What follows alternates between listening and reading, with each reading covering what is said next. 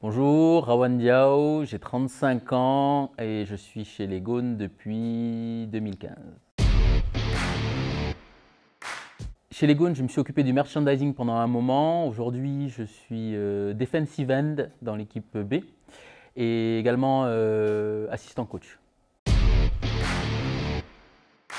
Alors mon parcours sportif, moi je viens d'une famille où on a toujours fait du sport. C'était donc dès mon plus jeune âge, hein. C'était vraiment quelque chose auquel mes parents tenaient. Je suis issu d'une famille de karatéka, que ce soit mon père et ma mère, ils sont tous ceinture noire X dan. Moi j'en ai fait quelques années, la partie technique m'ennuyait quand même pas mal. Ce que j'aimais, c'était les combats. Après, j'ai fait divers sports, du basket, des choses un peu plus exotiques que je tairai devant la caméra. On en parlera en privé pour ceux que ça intéresse.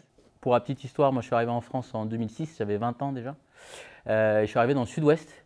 Donc, je me suis beaucoup intéressé au rugby. Et le football américain était, entre guillemets, une passerelle intéressante. Il y a deux aspects. Il y a l'aspect sur le terrain, où c'est un sport de contact, c'est un sport physique, indéniablement, mais c'est un sport aussi très tactique, très stratégique. Il faut garder énormément de sang-froid. Je suis quelqu'un qui a, je pense, beaucoup de sang-froid, donc ça me parlait. Et il y a aussi l'aspect en dehors du terrain, vos coéquipiers ou même les gens du club, hein, d'une façon générale, parce que j'ai noué des liens avec des gens en dehors de ma section. Tout ça, ça forme une grande famille et pour moi, c'est important. Je vais parler d'un derby qu'on a joué contre les Falcons de Villeurbanne.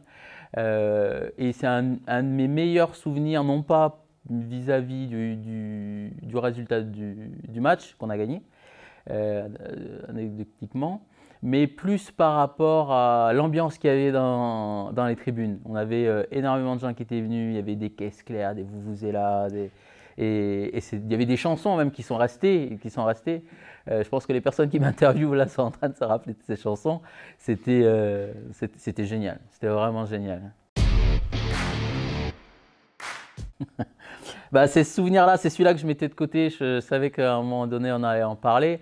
Donc, c'était la finale de la Ligue régionale. Donc, c'était Auvergne-Rhône-Alpes, Bourgogne-Franche-Comté. Donc, régionale, hein, comme je l'ai dit. Excellent souvenir. Excellent souvenir. On est allé c'était les Hawks de Lons, qui est un bon club, hein. C'est des gens sympas, contre qui j'ai beaucoup apprécié jouer. J'espère que nos chemins se recroiseront. Sur le terrain ou même en dehors. Et c'est vraiment un souvenir, je crois, impérissable. Le match a été intense, il y a eu beaucoup d'engagement, il y a eu des dingueries qui ont été faites, hein. En D4, il y a eu quand même des inside kicks qui ont été faits, bon, ok, et qui ont marché en plus, hein. C'est un souvenir génial. Et puis on avait un collectif soudé.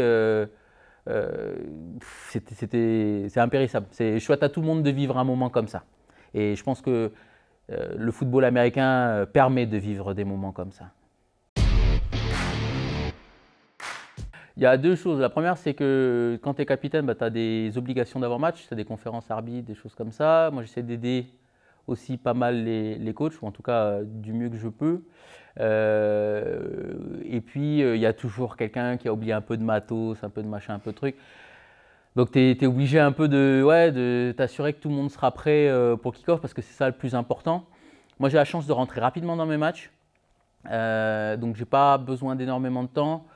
Ce que j'aime faire, moi, dans un match, c'est écouter un peu de musique. Et j'ai besoin de 5 minutes de calme où je ne parle pas. Je réfléchis à mes assignations, je réfléchis à mon jeu, à mon match d'une façon générale. Et voilà, j'ai pas besoin de plus. La musique d'avant-match, ça dépend. J'écoute beaucoup de rap américain. Ces dernières années, ces 2 dernières saisons, on va dire, saison avec le Covid, c'est un peu un grand mot, mais ce que j'aime bien écouter, c'est RAC de SCH. Alors, comme je disais en préambule de cette interview, moi j'ai 35 ans, donc ma carrière de joueur est plus derrière moi que devant moi. J'aimerais bien faire peut-être une dernière saison complète, histoire de partir sur une note pas sur un goût d'inachevé. Ça dépendra ni de moi, ni du club, ni de quoi que ce soit, hein, ça dépendra de la situation sanitaire. Et puis après, j'aimerais bien me réorienter vers le coaching. L'intérêt aussi de la section B dans laquelle je suis allé volontairement, c'est aussi de partager, d'apprendre des choses à des personnes qui sont nouvelles dans ce sport. Et ça m'a plu et ça m'a donné envie de peut-être me recycler, entre guillemets, dans cet aspect-là.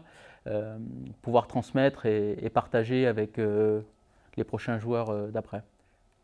Il y a une chose que je voudrais dire par rapport à la section B, c'est qu'il n'y a rien de plus plaisant que de voir ce qu'on appelle un rookie, donc c'est un joueur qui commence, arriver, se former, performer, partir en équipe A et performer en équipe A ou avoir en tout cas sa place en équipe A. Ça, on perd peut-être un bon élément pour la section formation, mais c'est un accomplissement pour la structure, pour le club d'une façon générale, qui moi en tout cas me fait plaisir.